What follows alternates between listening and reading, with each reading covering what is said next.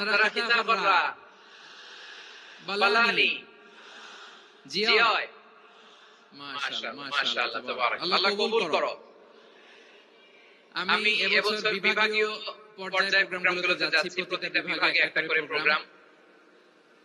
তো সেই সুবাদে সিলেটের প্রোগ্রাম এই আঞ্জুমানে খেদমতে কোরআনে আমরা উপস্থিত হয়েছি আলহামদুলিল্লাহ। মাদ্রাসার যে ময়দান সেখানে দীর্ঘ 33 বছর 34 বছর সরাসরি কোরআন থেকে তাফসীর করে আপনাদেরকে শুনিয়েছেন এই ভূখণ্ডের তাফসীর জগতের কিংবদন্তি শহীদ মরহুম আল্লামা দেলওয়ার হোসেন সাঈদী রাহিমাহুল্লাহ। আমরা আমাদের আল্লামার জন্য দোয়া করি আল্লাহ তাআলা মরহুম আল্লামা দেলওয়ার হোসেন সাঈদী রাহিমাহুল্লাহর জীবনের সকল খিদমতগুলোকে আল্লাহ তাআলা কবুল করে নিক। ওনার কবরটাকে আল্লাহ তাআলা কোরআনের নূর দিয়ে মুনাওয়ার করে দিক। সম্মানিত সুধী, আজকের এই প্রোগ্রামকে বাস্তবায়নের জন্য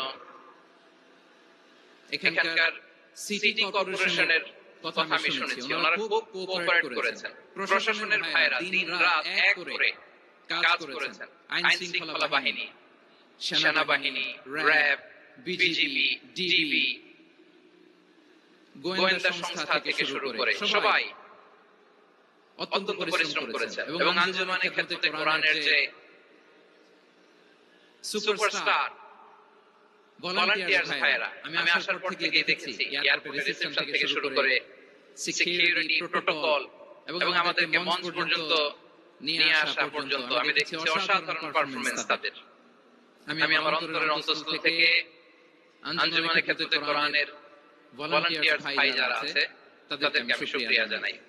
আজকের প্রোগ্রামে উপস্থিত আছেন সিলেটের রাজনৈতিক ব্যক্তিবর্গ, সামাজিক ব্যক্তিবর্গ, ধর্মীয় ব্যক্তিবর্গ, উপস্থিত আছেন সম্মানিত ইমাম সাহেব, খতিব সাহেব, মুয়াজ্জিন সাহেব, ইউনিভার্সিটি, কলেজ এবং শিক্ষা প্রতিষ্ঠানগুলোর সম্মানিত প্রিন্সিপাল স্যার, শিক্ষক মণ্ডলী, শিক্ষার্থী বন্ধুরা এবং আপামর তৌহিদি জনতা।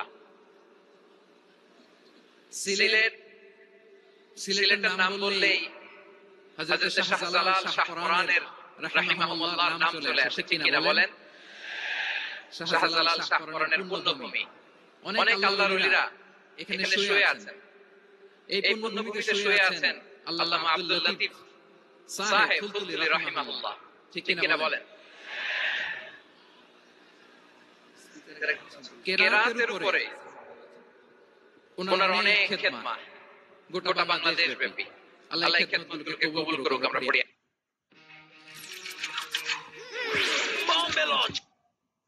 আমিন। এই পুণ্যভূমিতে শুয়ে আছেন হযরত মাওলানা আব্দুল করিম শাইখে কৌরিয়া রাহিমাহুল্লাহ। আমি এসে ওনার গল্প শুনলাম আজকে। এই পুণ্যভূমিতে শুয়ে আছেন হাফেজ মাওলানা নুরউদ্দিন গহরপুরি রাহিমাহুল্লাহ। এরকম অনেক নাম না জানা আল্লাহর ওলিরা, সাধকরা, উলামায়ে হযরত এই পুণ্যভূমিতে শুয়ে আছে এই সিলেটে। আমরা সকলের জন্য দোয়া করি আল্লাহ তাআলা ওনাদের খেদমতগুলোকে কবুল করে নেক।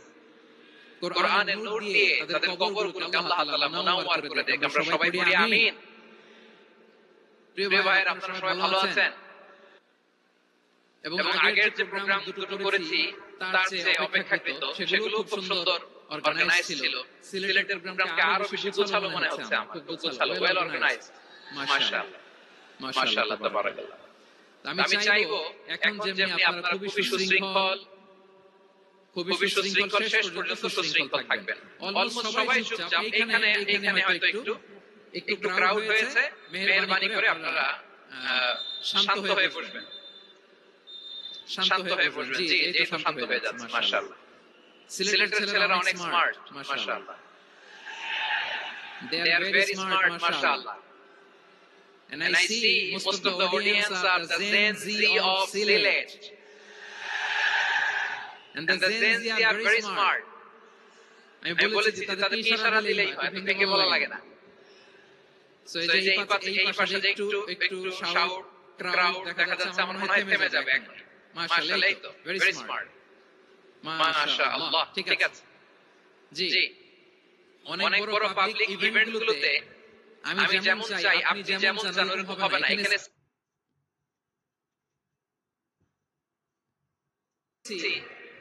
ক্ষমতার পালাবদল যখন হয়, এক সরকার যায় আরেক সরকার আসে, তখন দুর্নীতির ফিরিস্তি আমরা জানতে পারি, এর আগে জানতে পারি না। প্রতিটা দলের ভেতরেই আমরা এই বাজে চর্চাটা দেখেছি। এখন আমাদেরকে শুধরে নেওয়ার সময় এসেছে।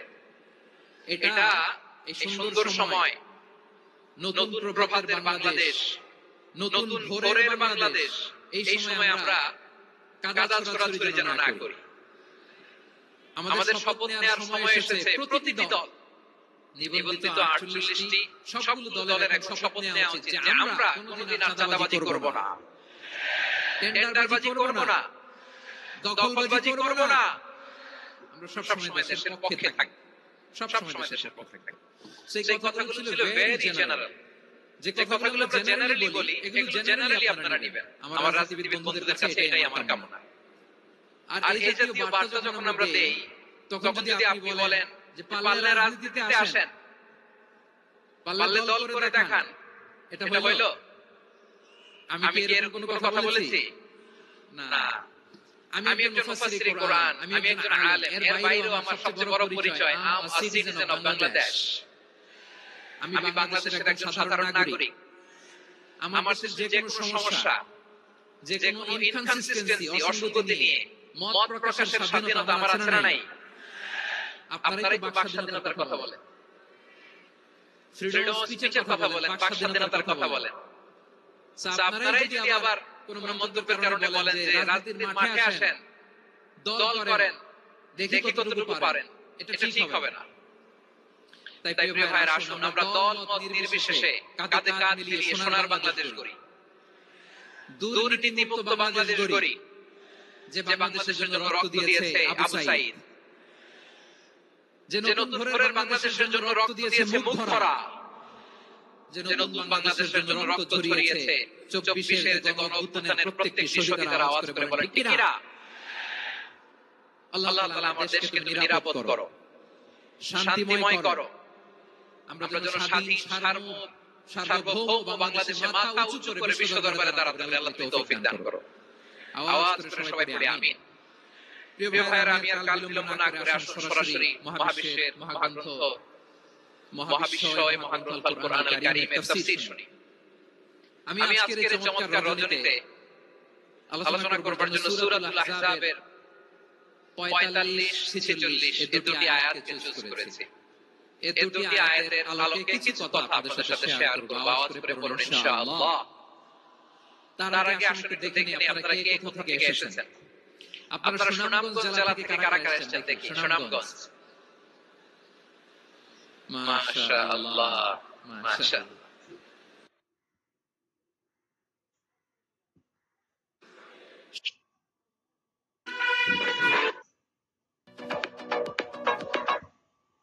সবাই বলুন আওয়াজ করে কয়টি?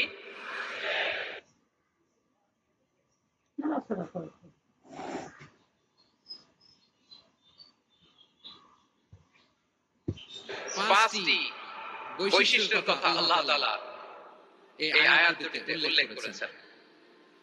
বিশ্বনবী ইসলামের জীবনী, ওনার বায়োগ্রাফি নিয়ে কথা বলাটা দুষ্কর, কারণ এটা কোনো শেষ নাই, কুল নাই, কিনারা নাই, বিয়ন্ডলেস, বাউন্ডলেস, বটমলেস। সুবহানাল্লাহ বলেন।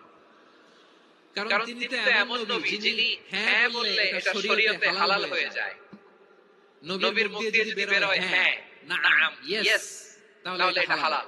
ঠিক কিনা বলেন? এই নবীর মুখ দিয়ে যদি না বের হয় যে না, নো, তাহলে এটা শরীয়তে হারাম হয়ে যায়।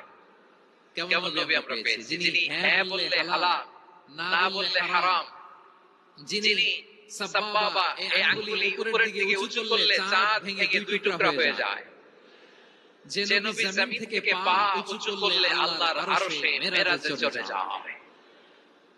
এমন নবীর উম্মত আমরা হয়েছি। যে নবীকে বাদ দিলে কোরআন বোঝা যায় না, কারণ এই নবীর উপরই কোরআন নাযিল করেছে কে? এই নবীকে বাদ দিলে হাদিস বোঝা যায় না, কারণ হাদিস তো এই নবীর মুখনিসৃত পবিত্র বাণী। সুবহানাল্লাহ পড়েন।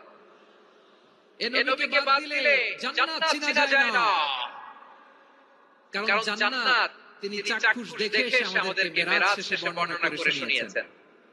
এই নবীকে বাদ দিলে জাহান্নাম চেনা যায় না, এই নবীকে বাদ দিলে আমার রবকে চেনা যায় না। ঠিক কিনা বলেন? তো বিশ্বনবীর পাঁচটি বৈশিষ্ট্যের কথা আল্লাহ তাআলা এই সূরাতে উল্লেখ করেছেন।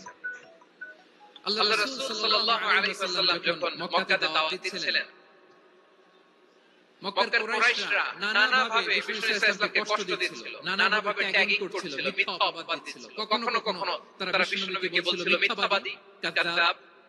কখনো বলছিল যে তুমি হচ্ছে জাদুকর, সাহির। কখনো বলেছে শাইর, মুহাম্মদ তুমি কবি। কখনো বলেছে কাহিন, মুহাম্মদ তুমি গণক। এবং কখনো বলেছে মুহাম্মদ তুমি হচ্ছে মাজনুন মানে পাগল। আওয়াজ করে সবাই বলুন নাউযু বিল্লাহি মিন যালিক। তাহলে বিশ্বনবীকে মৌলিকভাবে এই পাঁচটি অপবাদ দিয়েছে। আমার কলেজের সিলেটের ভাইরা বিশ্বনবীর ব্যাপারে মিথ্যা অপবাদ মৌলিকভাবে দিয়েছে কয়টি? পাঁচটি। বলেছে তুমি মিথ্যাবাদী, বলেছে তুমি গণক, তুমি কবি, তুমি পাগল, তুমি জাদুকর। বিশ্বনবীকে যে পাঁচটি অপবাদ দেয়া হলো আল্লাহ তাআলা এটা সহ্য করেন। এই পাঁচটি অপবাদের বিপরীতে আল্লাহ তাআলা বিশ্বনবীর পাঁচটি চমৎকার বৈশিষ্ট্য উল্লেখ করে সূরাতুল আহজাবের দুইটি আয়াত নাযিল করেছেন। আওয়াজ করে পড়ুন আল্লাহু আকবার। পাঁচটি চমৎকার বৈশিষ্ট্য সূরাতুল আহজাবের ভেতরে রব্বুল আলামিন উল্লেখ করে আমাদেরকে জানিয়ে দিচ্ছেন, ইয়া আইয়ুহান নাবিয়্যু ইন্না আরসালনাকা শাহিদান ওয়া মুবাশশিরান ওয়া নাযীরা ওয়া দা'iয়ান ইলাল্লাহি বিইذনিহি ওয়া সিরাজাম মুনীরা। পড়েন আল্লাহু আকবার। রব্বুল আলামিন ডেকে বলেন, ও নবী, নিশ্চয় আমি আপনাকে সাক্ষ্যদাতা রূপে প্রেরণ করেছি, সুসংবাদদাতা রূপে প্রেরণ করেছি, সতর্ককারী রূপে প্রেরণ করেছি, আল্লাহর দিকে আহ্বানকারী রূপে প্রেরণ করেছি, আর আলো দানকারী চেরাগ রূপে, প্রদীপ রূপে প্রেরণ করেছি। পড়েন সুবহানাল্লাহ। পাঁচ বৈশিষ্ট্য। এক নম্বরে আল্লাহ তাআলা বলেন, হে নবী, নিশ্চয় আমি আপনাকে সাক্ষ্যদাতা হিসেবে প্রেরণ করেছি। সাক্ষ্যদাতা, বিষ্ণু ইসলাম সাক্ষ্য দিবেন। এজন্য শাহিদ, শাহিদ মানে সাক্ষ্যদাতা। আওয়াজ করে বলুন শাহিদ মানে কি? তিনি সাক্ষ্য দিবেন। মুবাশশির, দুই নম্বর বৈশিষ্ট্য হচ্ছে তিনি মুবাশশির। মুবাশশিরুন বিরহমাতিল্লাহি ওয়া বিল জান্নাহ। তিনি আল্লাহর রহমতের সুসংবাদ দেন, তিনি আল্লাহর জান্নাতের সুসংবাদ দেন। সুবহানাল্লাহ পড়েন। তিন নম্বর বৈশিষ্ট্য হচ্ছে নাযীর, তিনি সতর্ককারী। ওয়ার্নার, তিনি সাবধান করতে এসেছেন, রিমাইন্ডার দিতে এসেছেন যে আল্লাহর পথে যদি না চলো, শিরকি কাজ যদি না থামাও, তাহলে এমন আযাব আসবে আল্লাহর পাকড়াও থেকে তুমি বাঁচতে পারবে না। তিনি নাযীর। বিষ্ণু ইসলামের 4 নম্বর বৈশিষ্ট্য হচ্ছে দাঈয়ান ইলাল্লাহ, তিনি আল্লাহর দিকে আহ্বানকারী। এই যে আমরা আমাদেরকে পরিচয় দেই যে আমরা দাঈ, বলি না? বলে যে উনি হচ্ছেন একজন দাঈ ইলাল্লাহ। বহুবচনে আমরা বলি আদ-দুআত ইলাল্লাহ। এটা কোরআনের এই আয়াত থেকে এসেছে। সুবহানাল্লাহ পড়েন। ওয়া দাঈয়ান ইলাল্লাহি বিইذনিহি, আল্লাহর আদেশে বিষ্ণু ইসলাম আল্লাহর দিকে মানুষকে ডাকেন। এবং বিষ্ণু ইসলামের 5 নম্বর বৈশিষ্ট্য হচ্ছে সিরাজাম মুনীরা, আলোদানকারী প্রদীপ, আলোকদীপ্ত প্রদীপ, যে আলো দিয়ে তিনি গোটা বিশ্বকে আলোকিত করেছেন। আওয়াজ করে পড়েন আল্লাহু আকবার। তাহলে মোট 5টি বৈশিষ্ট্য নিয়ে আমরা কথা বলবো বিশ্বনবীর। আওয়াজ করে বলুন কয়টি? এক নম্বরে হচ্ছে শাহিদ, বিশ্বনবী সাক্ষী দিবেন। কি দিবেন? He will be witness for all prophets and for us. তিনি নবীদের উপরও সাক্ষী দিবেন, আবার উম্মতের উপরও সাক্ষী দিবেন। সুবহানাল্লাহ পড়েন। কিয়ামতের দিন আল্লাহ তাআলা প্রত্যেক নবীকে জিজ্ঞেস করবেন যে তুমি কি তোমার উম্মতের কাছে আমি যা যা পৌঁছাতে বলেছিলাম পৌঁছিয়েছো? নবীরা বলবে আল্লাহ আমি পৌঁছিয়েছি। নবীদের কথা ঠিক কিনা, সত্য কিনা, এর সপক্ষে তখন বিশ্বনবী সাক্ষী দিবেন। সুবহানাল্লাহ পড়েন। এজন্য রব্বুল আলামিন বলেন, ফাকাইফা ইযা জিনা মিন কুল্লি উম্মাতিন বিশাহীদিন ওয়া জিনা বিকা আলা হাউলাই শাহীদা। তখন কেমন হবে যখন প্রতিটি উম্মত থেকে আমি একজনকে সাক্ষ্য হিসেবে বের করে আনবো, আর তাদের উপরে নবী আমি আপনাকে সাক্ষ্য বানাবো। পড়েন সুবহানাল্লাহ। তাহলে সব উম্মতের ব্যাপারে সেই উম্মতের নবীরা সাক্ষ্য দিবে, আর ওই নবীদের উপরে আমাদের নবী বিশ্বনবী সাক্ষ্য দিবেন। সুবহানাল্লাহ পড়েন। এজন্য বিশ্বনবী হচ্ছেন শাহিদ। শাহিদের আরেকটা ব্যাখ্যা হচ্ছে বিশ্বনবী সাল্লাল্লাহু আলাইহি ওয়াসাল্লাম আমাদের সাক্ষীর উপরে তিনি সাক্ষী দিবেন। তিনি নবীদেরও সাক্ষী, আবার আমাদের উপর উম্মতের উপরও সাক্ষী। সুবহানাল্লাহ পড়েন। রব্বুল আলামিন বলেন, وَكَذَلِكَ جَعَلْنَاكُمْ أُمَّةً وَسَطًا لِتَكُونُوا شُهَدَاءَ عَلَى النَّاسِ وَيَكُونَ الرَّسُولُ عَلَيْكُمْ شَهِيدًا। আর অনুরূপভাবে আমি তোমাদেরকে মধ্যমপন্থী উম্মত হিসেবে তৈরি করেছি, প্রেরণ করেছি, ব্যালেন্সড উম্মাহ, মধ্যমপন্থী উম্মাহ হিসেবে প্রেরণ করেছি, যাতে করে তোমরা সবার উপরে সাক্ষ্য দিতে পারো, আর যাতে তোমাদের নবী হতে পারে তোমাদের উপরে সাক্ষ্যদাতা। পড়েন সুবহানাল্লাহ। আমরা হচ্ছি ব্যালেন্সড উম্মাহ, আমরা সবার উপরে সাক্ষ্য দেব, আর আমাদের উপর সাক্ষ্য দেবে স্বয়ং বিশ্বনবী। সুবহানাল্লাহ পড়েন। তাহলে আমাদের নবী নবীদের উপরও সাক্ষী, আমাদের উপরও সাক্ষী। সহিহ বুখারীতে এসেছে আল্লাহ তাআলা কিয়ামতের দিন সাইয়েদনা নূহ আলাইহিস সালামকে বলবেন, নূহ তুমি কি দাওয়াত পৌঁছিয়েছো তোমার উম্মতের কাছে? নূহ আলাইহিস সালাম বলবেন, হ্যাঁ আমি পৌঁছিয়েছি। এবার নূহের উম্মতকে আল্লাহ জিজ্ঞেস করবেন, এই নূহের উম্মতেরা তোমাদের নবী নূহ কি দাওয়াত পৌঁছিয়েছে? নূহের উম্মত বলবে, না আল্লাহ, আমাদের কাছে কোনো সতর্ককারী আসে নাই, কোনো নবী আসে নাই, কোনো দাওয়াতও আমরা পাই নাই, আপনারাও চিনি নাই, জান্নাতও চিনি নাই, জাহান্নামও চিনি নাই। নূহ আলাইহিস সালাম বিপদে পড়ে যাবেন। তখন আল্লাহ বলবেন, নূহ তুমি বললা পৌঁছিয়েছো, তোমার উম্মত বলে কিছু পায় নাই। নূহ তোমার কি কোনো সাক্ষী আছে? তোমার কথা তোমার উম্মতের কথা তো মিলে না। তুমি বললা তুমি আমার নির্দেশনা দাওয়াত পৌঁছে দিয়েছো, কিন্তু তোমার উম্মত বলে পায় নাই। নূহ তোমার পক্ষে কোনো সাক্ষী আছে? নূহ আলাইহিস সালাম বলবেন, আছে। কে?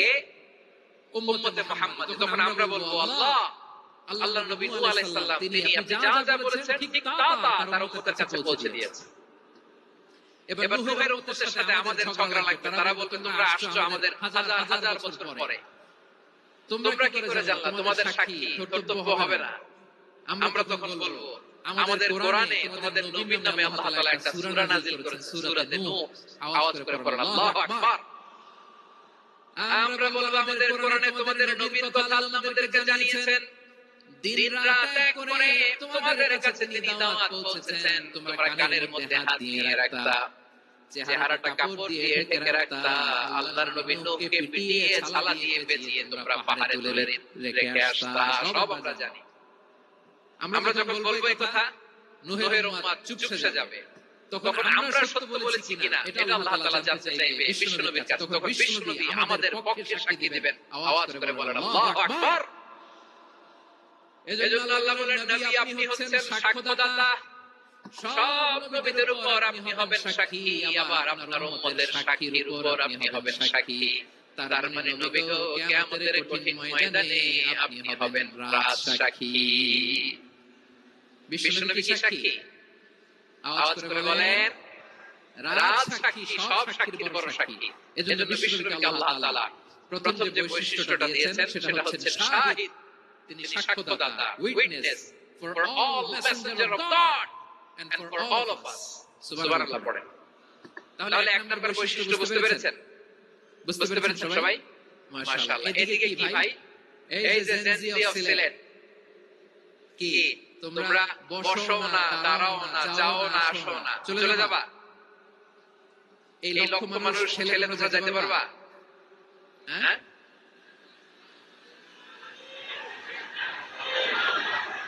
বসো বসো, বসতে হবে। শুরুতেই তোমাদের অনেক প্রশংসা করলাম, এই যদি হয় তোমাদের প্রশংসার নমুনা পড়েন। আপনি প্রিয় নবীর মুখনিসৃত বাণীগুলো পড়েন, কথামালাগুলো শুনেন, দেখবেন আশা পাবেন, ওকে আশা পাবেন, ভালোবাসা পাবেন। কারণ তিনি এমন সত্তা, এমন পার্সোনালিটি, তার কথা শুনলে হৃদয় নরম হয়ে যায়।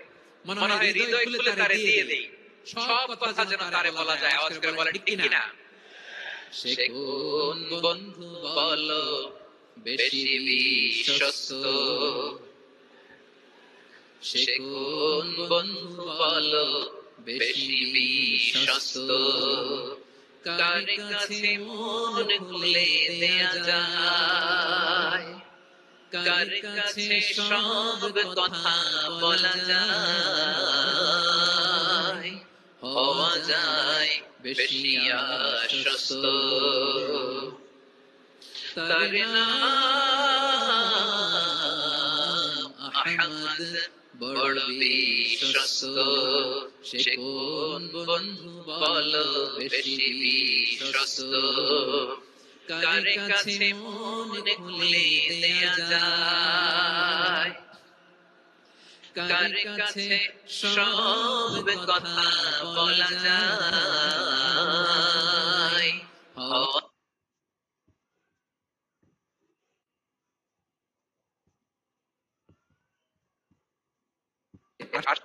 আসলেন তিনি জাহান্নামের ব্যাপারে উম্মাহকে সতর্ক করেছেন। জান্নাতকে যেন তিনি চমকপ্রদভাবে উম্মাহর সামনে পোর্ট্রে করেছেন, চিত্রায়িত করেছেন, ঠিক অনুরূপভাবে ভয়ঙ্কর জাহান্নামকেও তিনি এই উম্মাহর সামনে পোর্ট্রে করেছেন। জাহান্নামকে কিভাবে বিশ্বনবী উম্মাহর সামনে পোর্ট্রে করলেন, চিত্রায়িত করলেন, শুনতে মনে চায়? সিলেটবাসী শুনতে মনে চায়? জান্নাতের কথা শুনে যেমনি জান্নাতে যাওয়ার ব্যাপারে আপনারা আগ্রহী হয়েছেন, জান্নাতের নাজ নেয়ামতের কথা শুনে, জান্নাতের ফিচার শুনে যেমনি জান্নাতে যাওয়ার ব্যাপারে আমরা উদ্বেলিত হয়েছি, উচ্ছ্বসিত হয়েছি, জাহান্নামের কথা শুনলে কিন্তু আমাদের কলিজা কেঁপে উঠবে।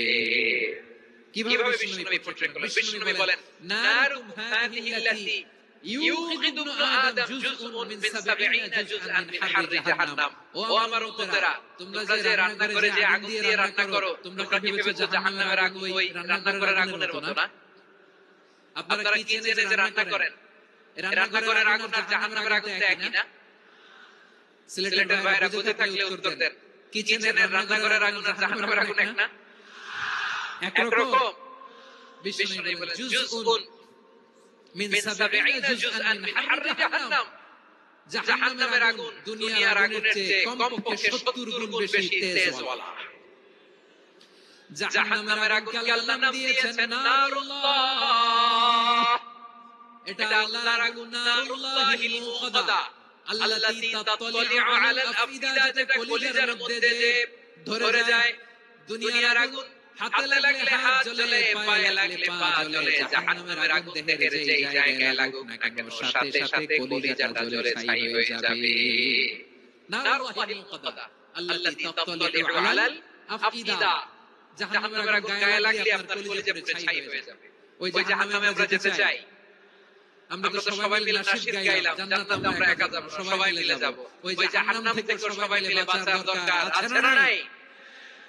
কি ভয়ঙ্কর শাস্তির বর্ণনা যে বিশ্বনবী দিয়েছেন, এত বিস্তর আলোচনার সুযোগ আমার নাই। আমি শুধু সবচেয়ে হালকা পাতলা, দ্য লাইট পানিশমেন্ট, সবচেয়ে হালকা শাস্তি কি হবে এটা বলবো। বিশ্বনবী বলেন, ইন্না আহওয়ানা আহলিন নারি আযাবান ইয়াউমাল কিয়ামাতি লারাজুলুন তুদাউ ফি আখমাসি কদামাইহি জামরাতান ইয়াগলি মিনহুমা দিমাগু।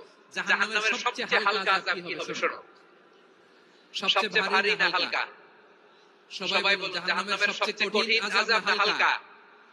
জাহান্নামের সবচেয়ে হালকা আযাব হলো ওই ব্যক্তির আযাব যার পায়ে দুটো জাহান্নামের আগুনের জুতা পরিয়ে দেয়া হবে। ওই আগুনের উত্তাপে তার মাথার মগজগুলো হাতের মারের মতো টপ টপ টপ টপ করে বেয়ে বেয়ে পড়বে। নাউজুবিল্লাহ পড়বেন না? আচ্ছা প্রিয় সিলেট, আওয়াজ করে বলেন, এইটা যদি সবচেয়ে লাইট পানিশমেন্ট হয়, সবচেয়ে হালকা পাতলা সহনীয় আযাব যদি হয়, তাহলে ভয়ঙ্কর তো আযাবের কি অবস্থা হবে?